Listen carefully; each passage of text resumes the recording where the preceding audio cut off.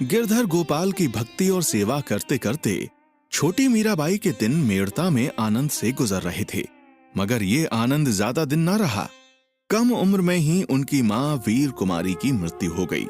मीराबाई अपनी मां से बेहद करीब थी। जैसे तैसे मां के अभाव को मीराबाई ने कृष्ण प्रेम से पूरा कर लिया। देखते ही देखते मीराबाई किशोरी हो गई।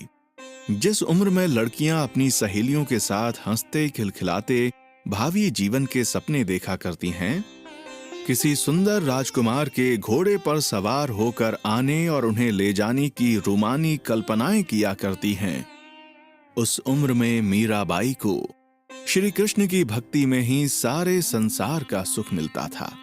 उनके अलावा तो उसे जैसे कुछ नजर ही नहीं आता था। सारी इच्छाएं, सारी कल्पनाएं सिर्फ एक ही जगह पर आकर सिमट जाती, श्री कृष्ण के चरणों में।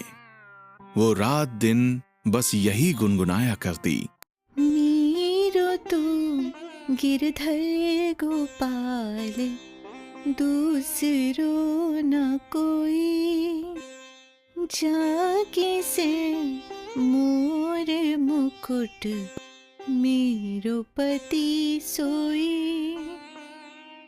तात मात भ्रात बंधु, अपनो न कोई, मेरो तो गिरधर गोपाल, दूसरो न कोई।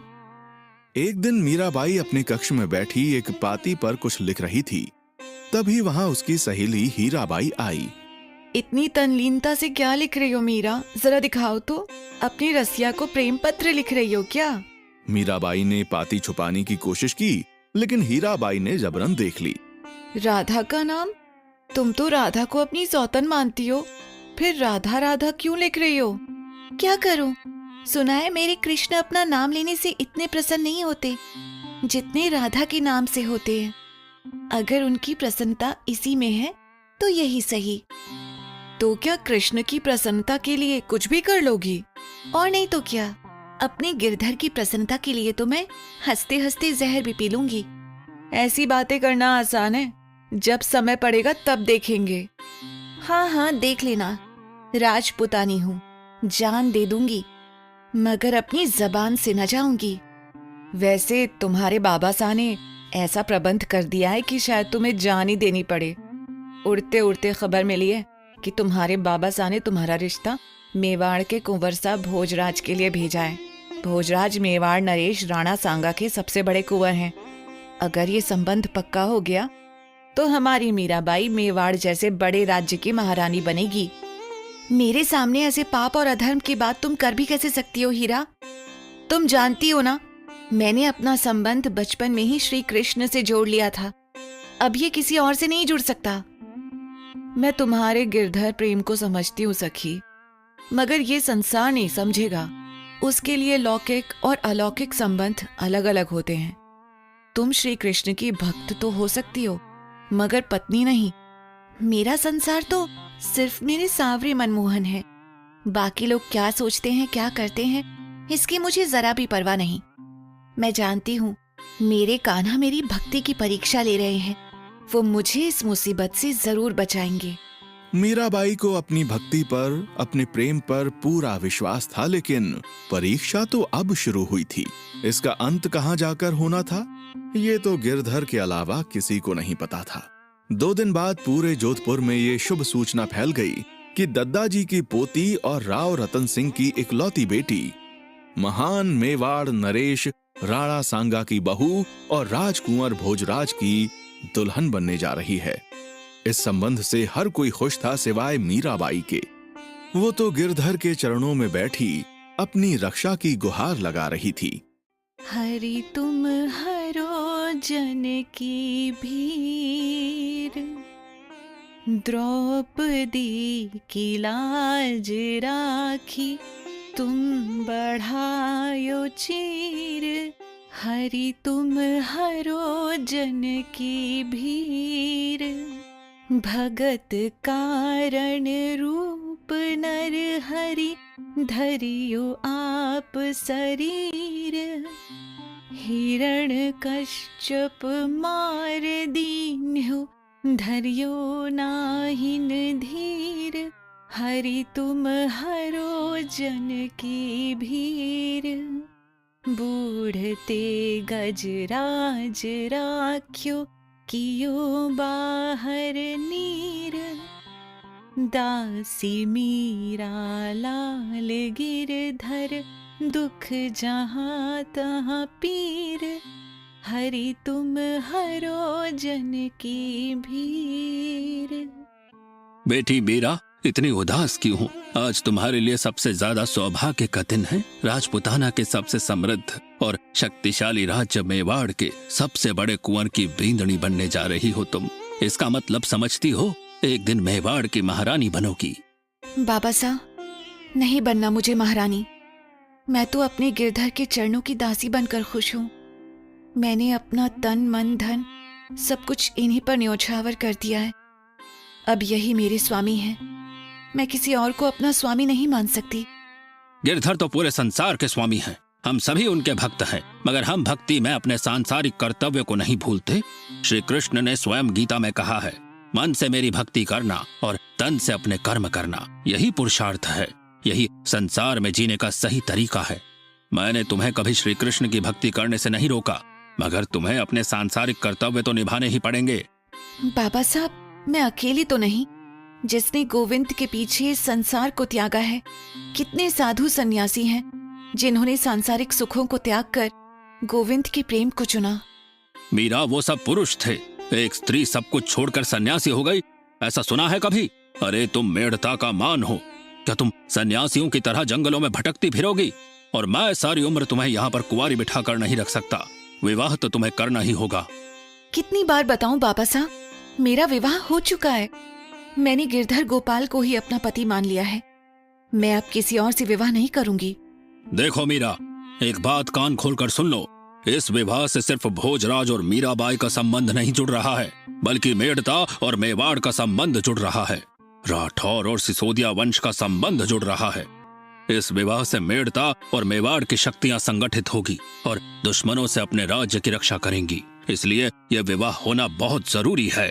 तो क्या इस एक वजह से मेरी बलि दे दी जाएगी? मेरी जगह किसी और का विवाह भी तो हो सकता है मेड़ता से। तुम कोई साधारण लड़की नहीं हो मीरा, एक राजघराने की राजकुमारी हो।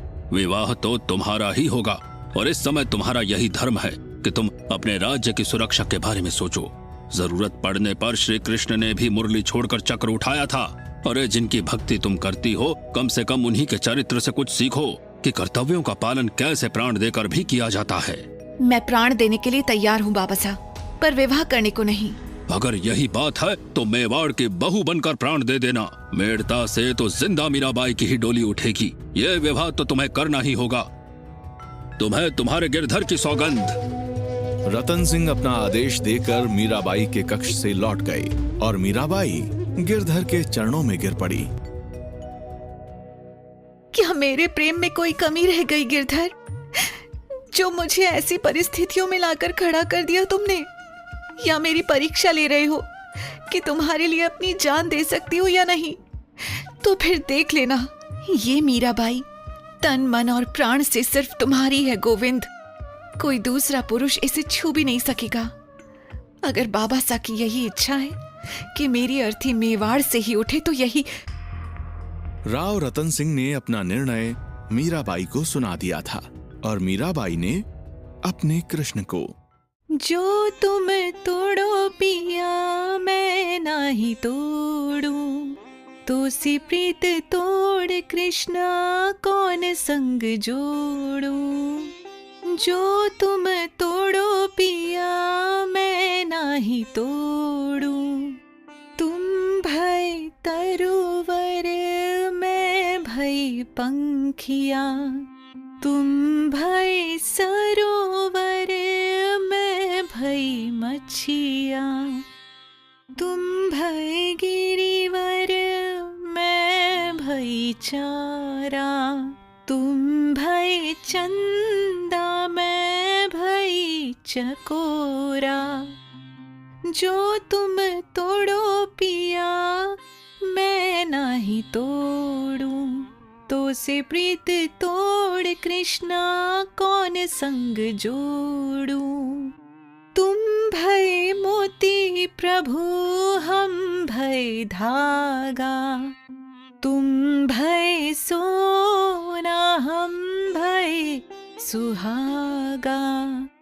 मीरा के प्रभु ब्रिज के वासी, तुम मेरे ठाकुर मैं तेरी दासी। जो तुम तोड़ो पिया मैं नाही तोड़ूं, तो सो प्रीत तोड़ कृष्णा कौन संग जोड़ूं।